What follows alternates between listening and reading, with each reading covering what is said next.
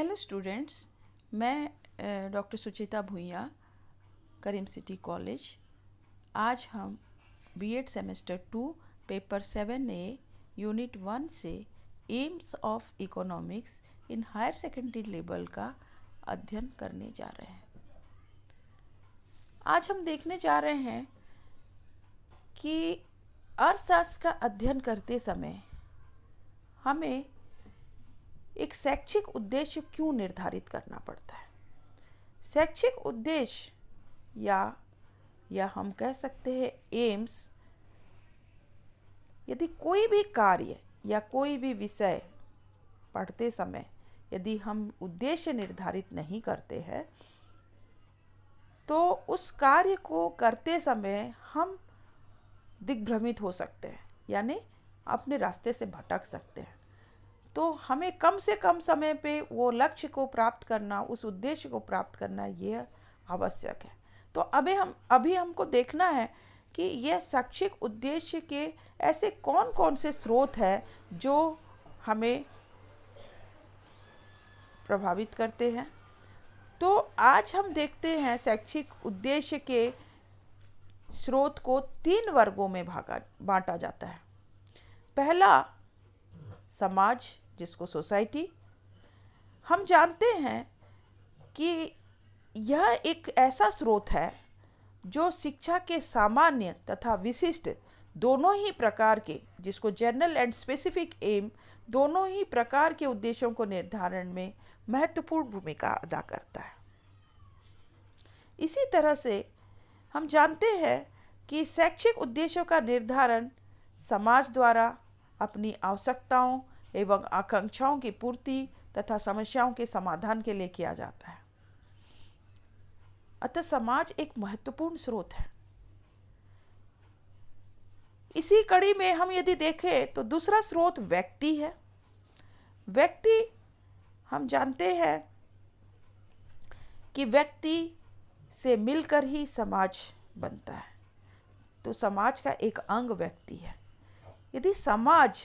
यदि शिक्षा की मूलभूत आवश्यकताओं का निर्धारण करता है तो व्यक्ति का महत्व भी इस बात में भी है कि उसकी अपनी स्वतंत्र संकल्प शक्ति है तथा अपनी विशिष्ट आवश्यकताएं होती है।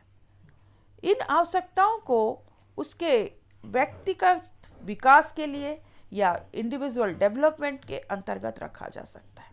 अब ये पाश्चात्य विद्वान इस इंडिविजुअल डेवलपमेंट को के 2 पक्षों पर बल देते हैं। एक तो फिजिकल डेवलपमेंट, दूसरा है मेंटल डेवलपमेंट।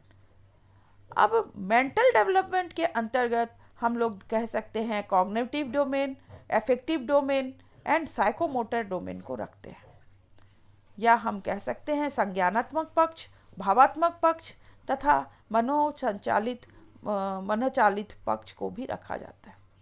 अब हम जानते हैं इसकी तीसरी कड़ी चलते हैं हम ज्ञान, जिसको नॉलेज।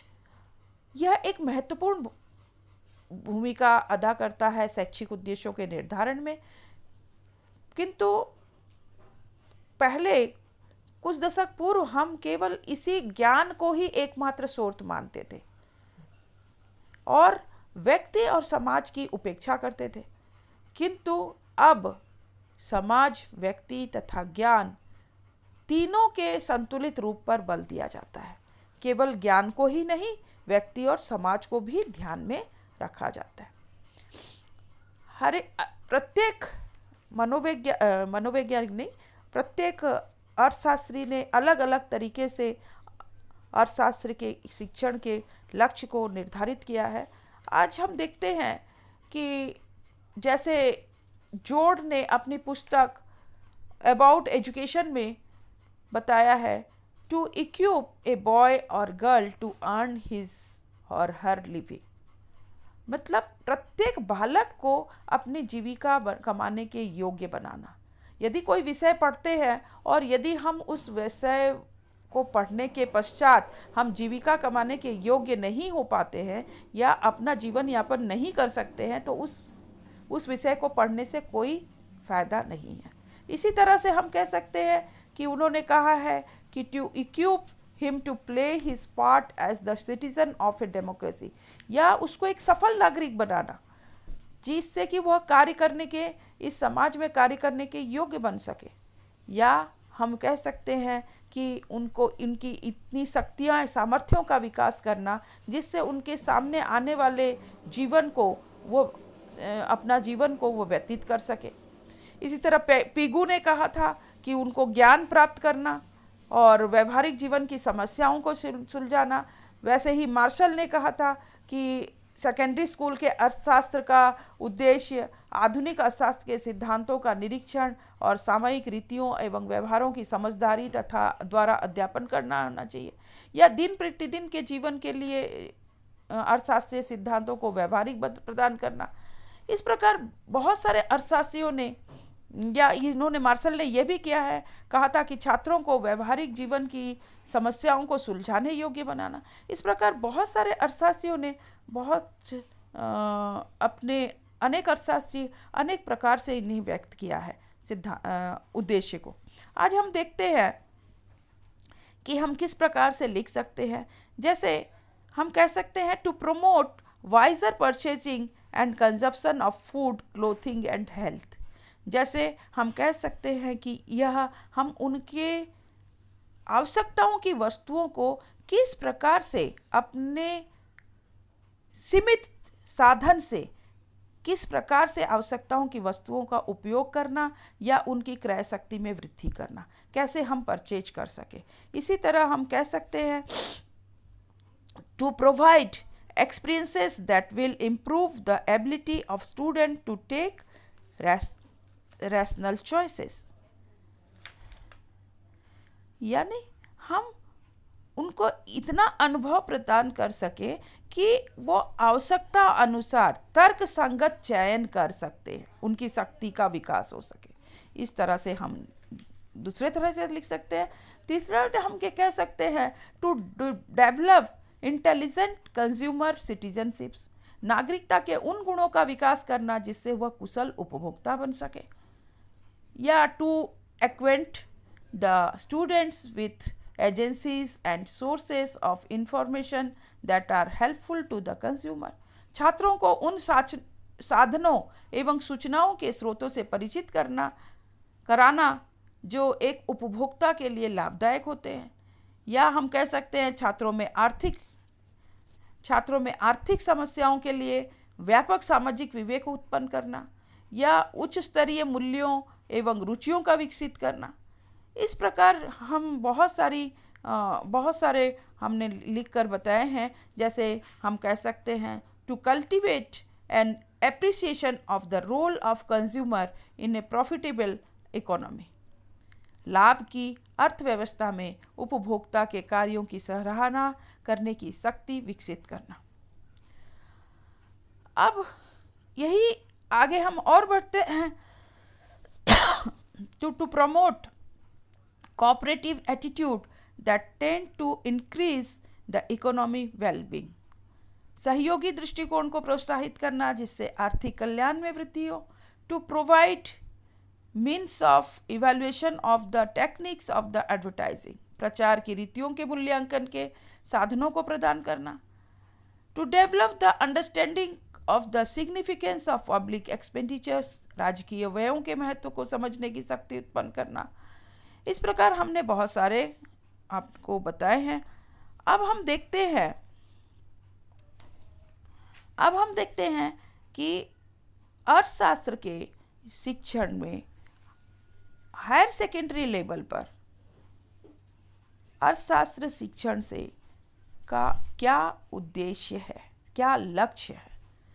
इसमें सबसे पहला हम पॉइंट लेते हैं कि इकोनॉमिक सिटीजनशिप, आर्थिक नागरिकता। हम जानते हैं कि अर्थशास्त्र जब विषय पढ़ते हैं इसका मुख्य उद्देश्य उनमें बालकों में आर्थिक नागरिकता का विकास करना होना चाहिए। आर्थिक, अब हम प्रश्न ये उठता है कि आर्थिक नागरिकता का अर्थ क्या है। इस संबंध में हम कह सकते हैं कि यह वह भाव है जिसके परिणाम स्वरूप व्यक्ति या बालक एक आर्थिक मामलों में अपने दायित्वों को समझने एवं उनका उपयुक्त ढंग से निर्वाह करने की क्षमता रखता है। यानी हम शब्दों में, साधारण शब्दों में कह सकते हैं, जितने प्रकार के आर्थिक समस्याएं हैं या आर्थिक प्रक्रियाएं हैं, उन सभी गुणों को या उनसे आने वाली आदतों को या उनमें आने वाले जो समस्याओं को वह एक बालक हल कर सके, इसी को ही हम कहते हैं आर्थिक नागरिकता। यानी आर्थिक नागरिकता का अर्थ यह है कि आर्थिक रूप से जो भी गुण है वह डेवलपमेंट उसमें हो जाए, वह आदत उसमें उनका विकास हो जाए। अब आ जाते हैं इकोनॉमिक एफिशिएंसी, जिसको हम कहते हैं आर्थिक कुशलता।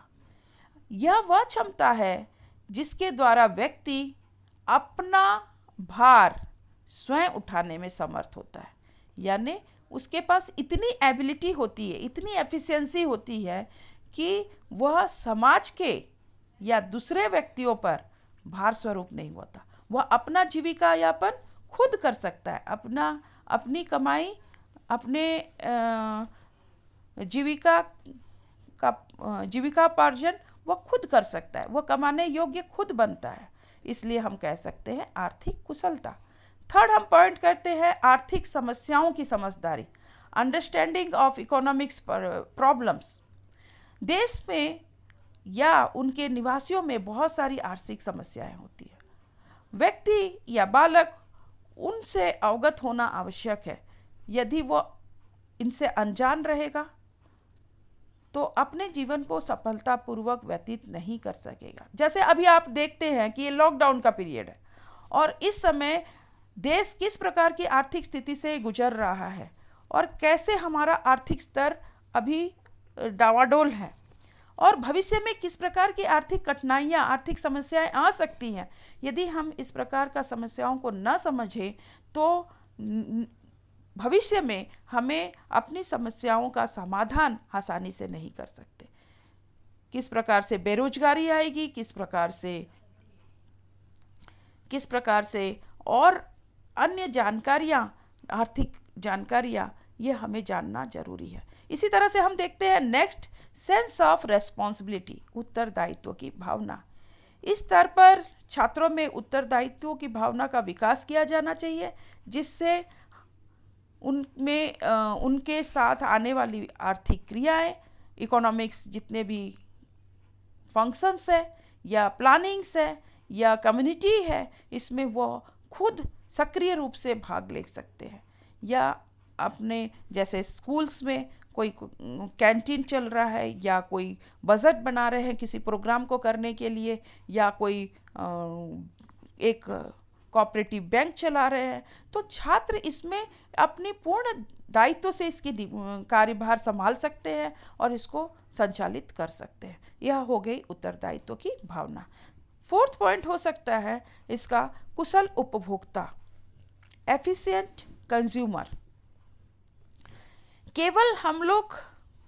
केवल मैनेज नहीं करना, क्योंकि एक बालक एक उपभोक्ता भी है, तो हमें एक कुशल उपभोक्ता भी बनाता है। एक आर्थिक जो अर्थशास्त्र का अध्ययन करता है, वह छात्र एक कुशल उपभोक्ता भी बनता है। जिस तरह से हम कह सकते हैं कि उनमें क्रय विक्रय करने की क्षमता, यानी अपने सीमित साधनों को वो किस तरह से प्रयोग कर सके, अपने सीमित साधनों का अधिकतम उपयोग कर सके या अधिकतम संतुष्टि प्राप्त कर सके, यही कुशल उपभोक्ता का निर्णय। यानी हम उनके पास में बहुत सारे ऑप्शंस हैं, पर उस ऑप्शन में कौन से ऑप्शंस को पहले परचेज करना या किस ऑप्शंस को बाद में परचेज करना, ये चयन करने की क्षमता ये हमारी कुशल उपभोक्ता ही कर सकता है, जिसने अर्थशास्त्र का अध्ययन किया है। बजट निर्माण करना या बजट जैसे हम कोई कार्य में कम से कम लागत पे, कम से कम बजट में हम अपना प्रोग्राम ऑर्गेनाइज कर सके, यह भी एक अर्थशास्त्र के छात्र की विशेषताएं होती है। तो ये विकास कर सके हम अर्थशास्त्र के छात्र में। साथ ही हम कह सकते हैं अनुशासित जीवन व्यतीत करने पर बल, एम्फोसाइज ऑन डिसिप्लिन्ड लाइफ। एक अर्थशास्त्र के छात्र में एक अनुशासित जीवन व्यतीत करने के लिए विभिन्न आदतों एवं व्यवहारों का विकास किया जाए। यदि इस प्रकार की जीवन की नींव यही डाल दी जाएगी तो वे अपने भावी जीवन में सफलतापूर्वक कार्य कर सकेंगे। उनका राष्ट्रीय चरित्र उच्च हो सकता है। ऐसी सामाजिक तथा आर्थिक क्रियाओं पर बल दिया जाए जिससे को उनको पूर्ण करने में उन्हें अनुशासित ढंग से कार्य करना पड़े। इस स्तर के पाठ्यक्रम में जैसे हम श्रमदान करते हैं, समाज सेवा कार्य करते हैं, जैसे हम लोग कहते हैं एनएसएस, एनसीसी, या हम लोग कभी गार्डनिंग का काम कर रहे हैं, या हम लोग कभी क्लास में साफ सफाई का काम करें, तो या इस तरह से कार्य जो है वह अनुशासित जीवन व्यतीत करने पर बल देता है। अब नेक्स्ट पॉइंट हम देखते हैं, knowledge of principles of economic life. आर्थिक जीवन के सिद्धांतों का ज्ञान। इस स्तर पर अर्थशास्त्र शिक्षण का उद्देश्य छात्रों को आर्थिक जीवन के सिद्धांतों का ज्ञान प्रदान करता है। हम देखते हैं अर्थशास्त्र में बहुत सारे सिद्धांत हैं और यह सिद्धांत के अध्ययन से बालक जान सकता है। जैसे हम लोग एक सिद्धांत उपभोक्ता ह्रास नियम, तो हम इस प्रकार का नियम, सब बहुत सारे नियम हैं जिस प्रकार के अध्ययन से हम देखते हैं कि आर्थिक व्यवस्था को या हम सैद्धांतिक रूप से या प्रायोगिक रूप से हम स्पष्ट रूप से ज्ञान कर सकते हैं। दिन प्रतिदिन के जीवन में प्रयोग में लाने के लिए भी हम इसको बल दे सकते हैं। अब नेक्स्ट पॉइंट हम कह सकते हैं, राष्ट्रीय एवं अंतर्राष्ट्रीय आर्थिक समस्याओं का ज्ञान। Knowledge of the national and international economic problem. छात्रों को राष्ट्र की आर्थिक समस्याओं से अवगत कराया जाए।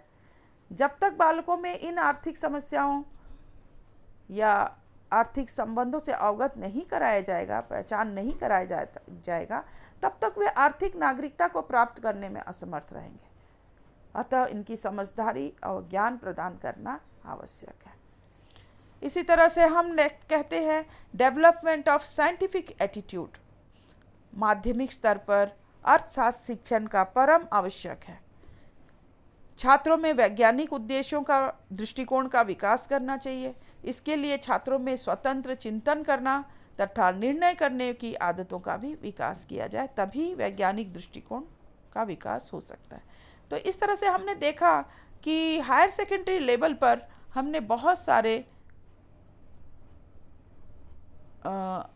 उद्देश्य देखे, बहुत जो हायर सेकेंडरी लेवल पर अर्थशास्त्र शिक्षण का क्या उद्देश्य है। बस अब आगे के अध्याय में हम देखेंगे उनके उद्देश्य, ऑब्जेक्टिव्स। अब हम अगले अध्याय में देखते हैं। आप इसको देखने के लिए आपको बहुत बहुत धन्यवाद।